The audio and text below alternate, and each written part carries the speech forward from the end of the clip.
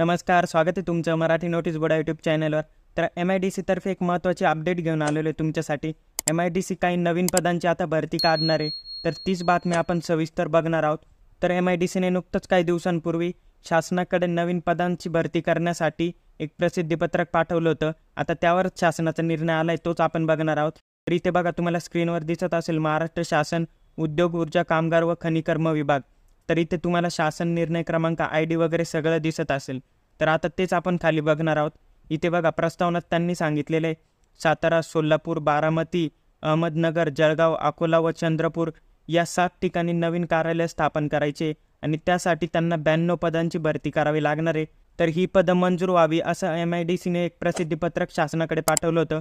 आता शासनाने त्यावर त्यांचा निर्णय दिलेला आहे. इथे बघा, या ज्या 92 पदांसाठी जी भरती करावी लागणार आहे त्याच्यासाठी शासनाचे काही नियम असतील, ते नियम त्यांनी इथे दिलेले आहे आणि त्या नियमांना अनुसरूनच MIDCने ही भरती काढावी असं त्यांनी सांगितलेलं आहे. तर आता पदं कोणते आपण ते बघणार आहोत सविस्तर. तर खाली आल्यावर तुम्हाला इथे दिसत असेल की मंजूर पदांचा तपशील पुढील प्रमाणे. तर आता इथं तुम्हाला पदं दिले, त्यांची वेतन श्रेणी पण दिली आणि किती पदं असणार आहे ते पण दिलेले. तर आता प्रादेशिक अधिकाराची वेतन श्रेणी काय असेल S20 आणि पदसंख्या किती असणार आहे 7.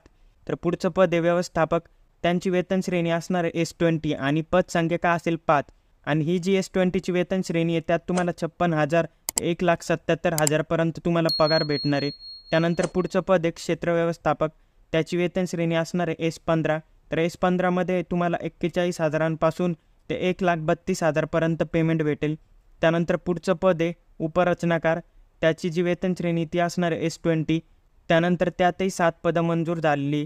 त्यानंतर पुढचं पद आहे प्रमुख भूमापक, त्याची जी वेतन श्रेणी ती असणार आहे S10. S10मध्ये तुम्हाला 29,000पासून ते 92,000 पर्यंत पेमेंट भेटेल. त्याच्यासाठी पदं किती मंजूर झाली 7. त्यानंतर पुढचं पद आहे सहाय्यक क्षेत्र व्यवस्थापक, तर त्याची जी वेतन श्रेणी ती आहे S14. म्हणजे तुम्हाला जवळजवळ 38,000पासून ते 1,22,000 पर्यंत पेमेंट भेटेल आणि पदं किती मंजूर झाले तर 14. तर पुढचं पद आहे सहाय्यक, सहाय्यकसाठी तुम्हाला S13 ही वेतन श्रेणी असणार आहे. तर त्यात तुम्हाला 35,000पासून तर 1,12,000 पर्यंत तुम्हाला पेमेंट भेटेल. त्याची जी पदं मंजूर झाली ती आहे 17. त्यानंतर पुढचं पद असणार आहे लिपिक टंकलेखक, त्याची वेतन श्रेणी असणार आहे S6.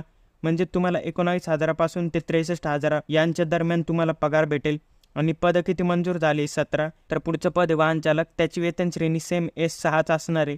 त्याची किती पदं मंजूर झाले 7. आणि पुढचं पद आहे शेवटचं शिपाई, तर त्याची जी वेतन श्रेणी असणार आहे ते असणार आहे S1. म्हणजे तुमचं जे वेतन आहे ते 15,000 ते 47,000च्या आत असेल आणि पदं किती मंजूर झाली तर 10. तर असे टोटल 92 पदं आहे. तर एवढ्या पदांसाठी ही भरती होणार आहे. तर त्यानंतर इथे तुम्ही शासनाचा निर्णय पण बघू शकता. तर आता MIDC याच्यावर कधी जाहिरात आणतं ते बघावं लागेल.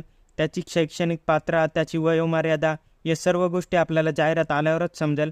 पण ही जाहिरात आता लवकरात लवकर येण्याची शक्यता आहे, कारण एवढे पदं मंजूर झालेले आणि नवीन कार्यालय काढायचे MIDCला, त्यामुळे भरती तर 100% होऊ शकते. त्यामुळे तुम्ही तुमचं प्रिपरेशन चालू ठेवा. आणि MIDCचे काही पेपर बाकी होते त्यांचे वेळापत्रक लवकरच येणार आहे. ती अपडेट मी तुम्हाला देईलच चॅनलवर. तर हीच एक अपडेट होती MIDC तर्फे. तर हा व्हिडिओ जर तुम्हाला इन्फॉर्मेटिव्ह वाटला असेल तर व्हिडिओला लाईक नक्की करा आणि अशाच वेगवेगळ्या अपडेटसाठी चॅनलला आत्ताच सबस्क्राईब करून ठेवा. आणि जर तुमच्या काही क्युरी असतील तर त्या तुम्ही कमेंट करून नक्की सांगा.